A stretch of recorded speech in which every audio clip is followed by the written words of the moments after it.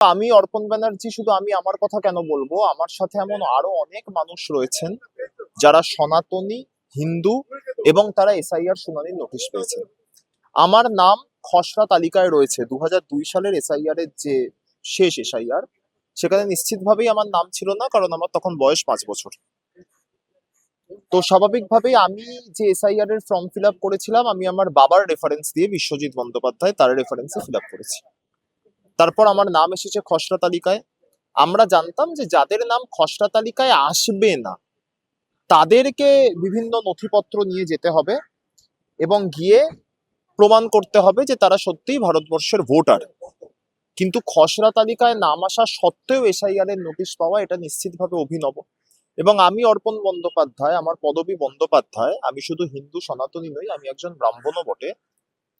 সেখানে ভারতীয় জনতা পার্টির নির্বাচন কমিশন, ভারতীয় জনতা পার্টির পোষ্য সারমেয়, তারা আমাদেরকে এসআইআর এর নোটিশ পাঠাচ্ছে। শুধু আমি নয়, বিগত দিনে আপনারা জানেন নোবেলজয়ী অমর্ত্য সেন নোটিশ পেয়েছেন এসআইআর এর, পরবর্তীতে কবি জয় গোস্বামী নোটিশ পেয়েছেন, এবং অতি সম্প্রতি নেতাজি সুভাষচন্দ্র বসুর প্রপৌত্র চন্দ্র বসু, যিনি কিনা ভারতীয় জনতা পার্টির দক্ষিণ কলকাতার প্রার্থী ছিলেন 2019 সালের লোকসভা নির্বাচনে, তিনিও নোটিশ পেয়েছেন।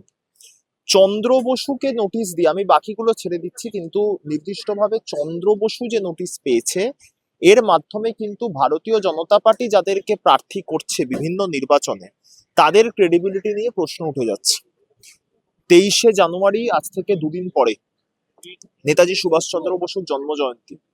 তার আগে ভারতীয় জনতা পার্টির উপহার হচ্ছে সনাতনী হিন্দু, শুধু সনাতনী হিন্দু বলে নয়, নেতাজির বংশধরকে এসআইআর এর শুনানির নোটিশ দেওয়া।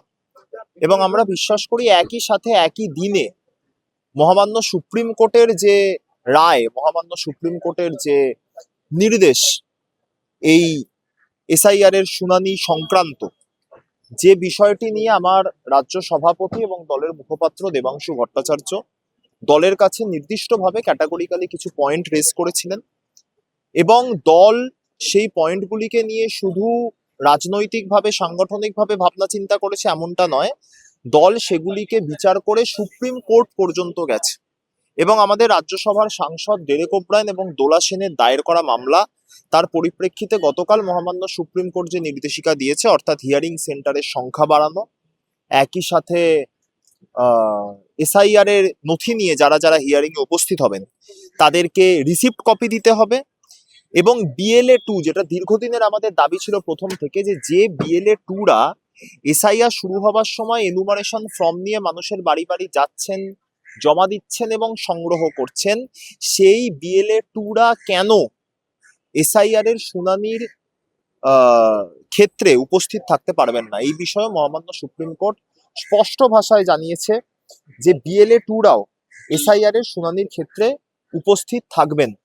ফলে স্বাভাবিকভাবেই এই যে নির্দেশিকা মহামান্য সুপ্রিম কোর্টের, আমরা বিশ্বাস করি এর ফলে এই নির্বাচন কমিশন, এদের পরাজয় তো নিশ্চিতভাবে হয়েছে। এবং 2026 সালে গতকাল আমাদের দলের সর্বভারতীয় সাধারণ সম্পাদক অভিষেক বন্দ্যোপাধ্যায় যেমনটা বলেছেন, যে নির্বাচন কমিশন পরাজিত হয়েছে, আমি বলছি নেরিরা পরাজিত হয়েছে।